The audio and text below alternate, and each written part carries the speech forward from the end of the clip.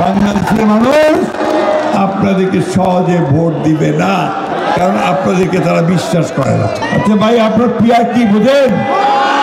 Peer বোঝেন? আমিও বুঝি।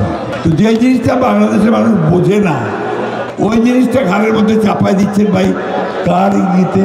ওয়ালটন এখন দেশের সীমানা পেরিয়ে পৌঁছে গিয়েছে 50টিরও বেশি দেশে। ওয়ালটন, ঘরে ঘরে বিশ্বজুড়ে। আজকে এই সংকটে একটা দল তাই সংকটকে আরো গভীর সংকটে নিয়ে যাচ্ছে।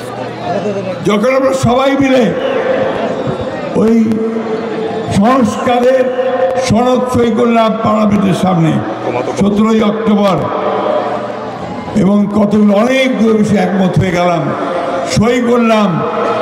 এখন হঠাৎ করেই সেই দলটি আজকে বলতে শুরু করেছে যে না, আমাদের পিয়ার দরকার। আচ্ছা ভাই, আপনার পিয়ার কি বোঝেন? পিয়ার বোঝেন? আমিও বুঝি। একটু জানা শুনলাম, চেষ্টা করলাম, বলে যে প্রপোর্শনাল রিপ্রেজেন্টেশন, ইংরেজি শব্দ।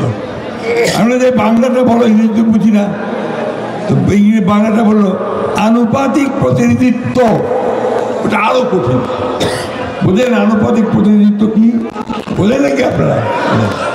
তো যে জিনিসটা বাংলাদেশের মানুষ বোঝে না, ওই জিনিসটা ঘাড়ের মধ্যে চাপাই দিচ্ছেন ভাই, কার ইঙ্গিতে? কেন আজকে গৌরব সৃষ্টি করতেছেন? আপনারা হঠাৎ করে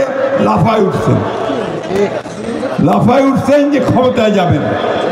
এই দেশের মানুষ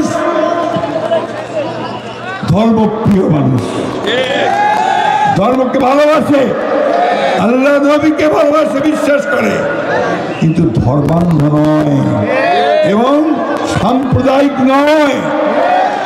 আজকে এই কথাগুলো মনে রেখে এখানে পাঠাবো। আপনি গত নির্বাচনের হিসাব করে দেখেন তো, কত পার্সেন্ট ভোট পাইছে জামাত ইসলাম? কত বলেন? 5%, তাই না? রাতারাতি লাভ দিয়ে গিয়ে 51% হয়ে যাবেন, এইটা মনে করেন না। বাংলাদেশের মানুষ আপনাদেরকে সহজে ভোট দিবে না, কারণ আপনাদেরকে তারা বিশ্বাস করে না। পাকিস্তানে আন্দোলন করছিল দেশের মুসলমানরা, পাকিস্তানের মুসলমান ভাইদের স্বার্থ রক্ষার জন্য, তখন আপনাদের নেতা মওদুদি সেটা বিরোধিতা করেছিল, ঠিক না?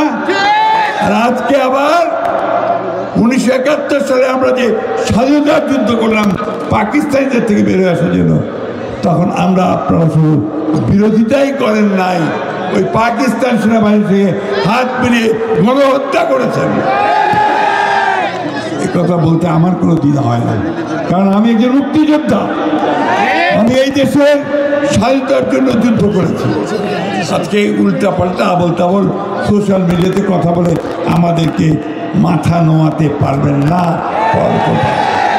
ওয়ালটন এখন দেশের সীমানা পেরিয়ে পৌঁছে গিয়েছে 50টিরও বেশি দেশে।